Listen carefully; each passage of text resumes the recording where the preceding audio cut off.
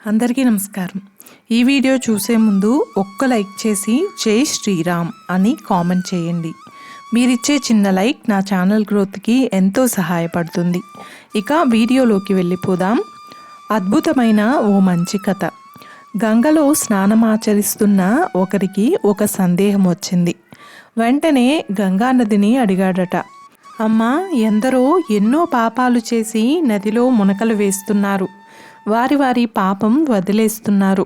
మరి ఇంత పాపభారం ఎలా మోస్తున్నావు తల్లి అని అడిగాడు. అందుకు ఆ తల్లి, నాయనా, నేనెక్కడ ఆ పాపభారం మోస్తున్నాను?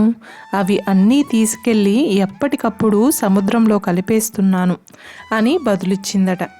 వెంటనే, అయ్యో, అన్ని పుణ్యనదులు ఇంతే కదా, పాపాలన్నీ సముద్రంలోనే కలిపేస్తే ఆ సముద్రుడు ఎలా భరిస్తున్నాడో అనుకుని సముద్రుణ్ణి అడిగాడట, ఎలా మోస్తున్నావు ఈ పాపభారాన్ని అని.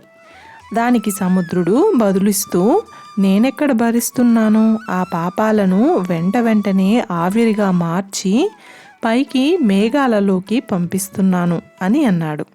అరే, ఎంతో తేలికగా కదలాడే మేఘాలకు ఎంత కష్టం వచ్చింది అని అనుకుంటూ, ఓ మేఘమాలికలారా, ఎలా భరిస్తున్నారు ఈ పాపభారాన్ని అని అడుగగా అవి పకపకా నవ్వి, మేమెక్కడ భరిస్తున్నాం, ఎప్పటికప్పుడు మీ మీదే కురిపించేస్తున్నాం వర్షరూపేణ అని బదులివ్వగా, ఓహో, ఆ పాపాలన్నీ మన మీదే పడి వర్ష రూపంలో లేదా నీటిని తాగుతూ మనమే అనుభవిస్తున్నామన్నమాట.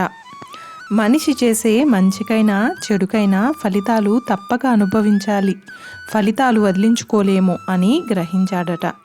ఈ తీర్థంలో స్నానం ఆచరిస్తే పుణ్యం కలుగుతుంది, ఆ తీర్థంలో స్నానం ఆచరిస్తే మోక్షం కలుగుతుంది అని తీర్థ స్నానాలకై పరిగెడుతూ మానవులు భ్రమకు లోబడుతున్నారు. ధర్మాన్ని ఆచరించేవారు, ధర్మాన్ని కాపాడేవారు ఏ తీర్థ స్నానాలు చేయకపోయినా వారికి మోక్షం కలుగుతుంది. చూశారు కదండి. ఈ వీడియో మీకు నచ్చినట్లయితే ఒక్క లైక్ చేసి నా ఛానల్ని సపోర్ట్ చేయండి. ఇంకా మరెన్నో ఇంట్రెస్టింగ్ వీడియోస్ కోసం నా ఛానల్ని సబ్స్క్రైబ్ చేయండి. పక్కనే ఉన్న గంట సింబల్ని ప్రెస్ చేసినట్లయితే నా లేటెస్ట్ వీడియోస్ మీ వరకు వస్తాయి. Thanks for watching.